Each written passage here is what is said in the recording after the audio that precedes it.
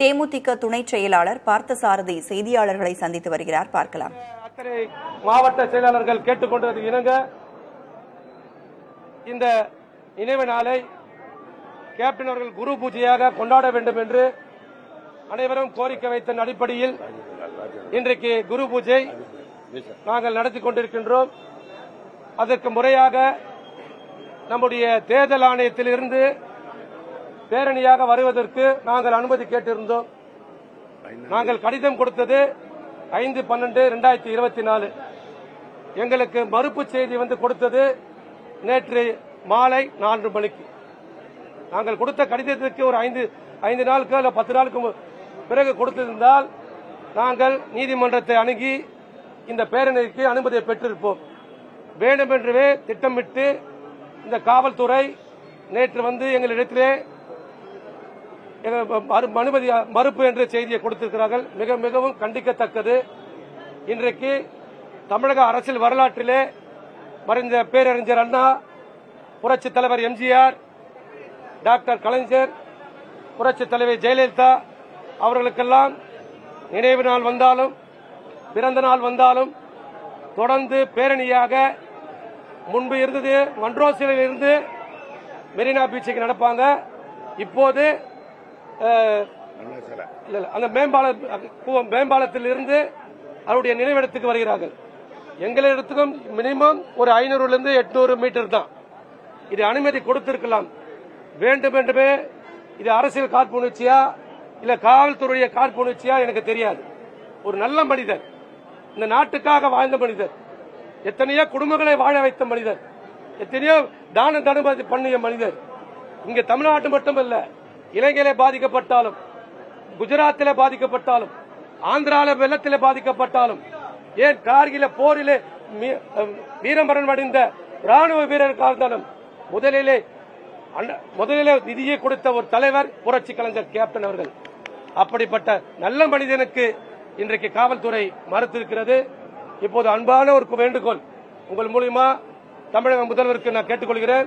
இன்னும் 1 மணி நேரம் இருக்கிறது. இந்த செய்தியை பார்த்து முதல்வர் அவர்கள் மாநகர ஆணையருக்கும் இங்க இருக்கின்ற டிசி அவர்களுக்கும் ஒரு உத்தரவை போட்டு பேரணியை அனுமதியாக நடத்துவதற்கு அனுமதி தர வேண்டும் என்று நான் தாய்மொழி கேட்டுக்கொள்கின்றேன். இல்ல அதை பத்திலாம் நாங்க எதுவுமே கேட்கல. அப்ப காவல்துறை எங்களுக்கு மறுப்புன்னு என்று சொல்லல. நாங்க கொடுத்து வந்து சென்னை மாநகராட்சி கமிஷனருக்கு, டிஜிபி ஆபீஸுக்கு, இங்க இருக்கிற டிசிக்கு, லோக்கல் காவல் நிலையத்துக்கு 4 பேருக்கும் கொடுத்துருக்கோம்.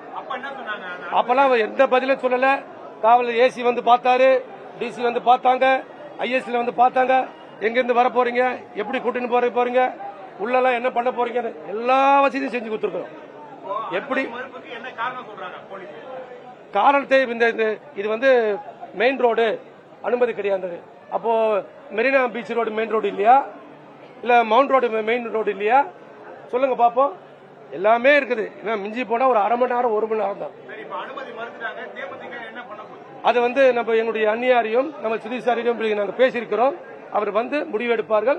அதன்படி அனைவரும் ஒன்று சேர்ந்து தடை மீறி அது அனுமதி வந்து நம்முடைய அந்நியார் வந்து தந்துட்ட பிறகுதான் அது சொல்ல முடியும். அவங்க இதே சொல்றாங்க, உங்களுக்கு ப்ராப்பரா நீங்க உள்ள நல்லா இருக்குதா. நாங்க தான் எல்லாமே ஏற்பாடு பண்ணிட்டோமே, நீங்க தேவையே இல்லை, காவல்துறை உள்ள தேவையே இல்லை.